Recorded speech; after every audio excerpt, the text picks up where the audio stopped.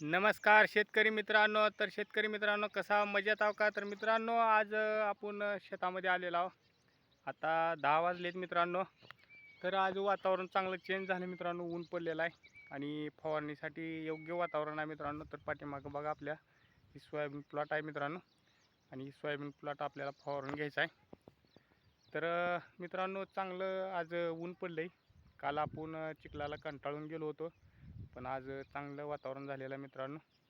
तर आता आपण जस्ट शेताकडे आलेलो आहोत मित्रांनो. का पिशवी हातामध्ये आणि आता आपलं इथून काम चालू करायचं मित्रांनो.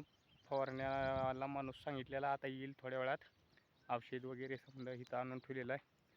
तर आतापर्यंत पडलेल्या पावसामध्ये अजून वड्याला पाणी कसलंही आलेलं नाही मित्रांनो.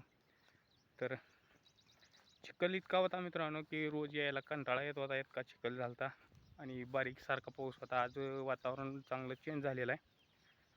तर मित्रांनो, सोयाबीन पिकाला आणि उडीद पिकाला फवारणी करून घ्यायची आहे. तर आपलं उडीद पीक तुम्हाला दाखवतो मित्रांनो आणि सोयाबीन पीकही दाखवतो. तर इकडल्या साईडचं सोयाबीन पीक आहे, ह्याला फवारणी करून घ्यायची होती. कंप्लीट 8 दिवस कंटिन्यू पाऊस असल्यामुळं मित्रांनो सोयाबीन पीक बी फवारता आलं नाही आणि उडीद पिकाला बी फवारणी करता आलं नाही. तर आता निघालोच आपण शेतामध्ये. तर मित्रांनो, इतका 4 दिवस पाऊस होता की बारीक सारखा रिमझिम रिमझिम पाऊस होता आणि भरपूर चिखल झालेला होता. त्या कारणानं कुठलीही फवारणी झाली नाही, काय नाही. तर बघा, आपल्या पाठीमागं इकडल्या साईडला उडीद पीक आहे मित्रांनो. आपलं सॉरी मित्रांनो, मूग आहे इकडल्या साईडला. एक 10-12 गुंठ रान आहे आणि इकडे वरती ह्याच्यावरती जी तुकडा आहे ती मित्रांनो उडीद पिकाचा तुकडा आहे आणि इकडल्या साईडला सोयाबीन पीक आहे.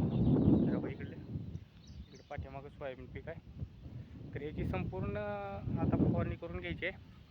तर मित्रांनो, व्हिडिओ कसा वाटला कमेंटमध्ये कळवा, लाईक व सबस्क्राईब करा.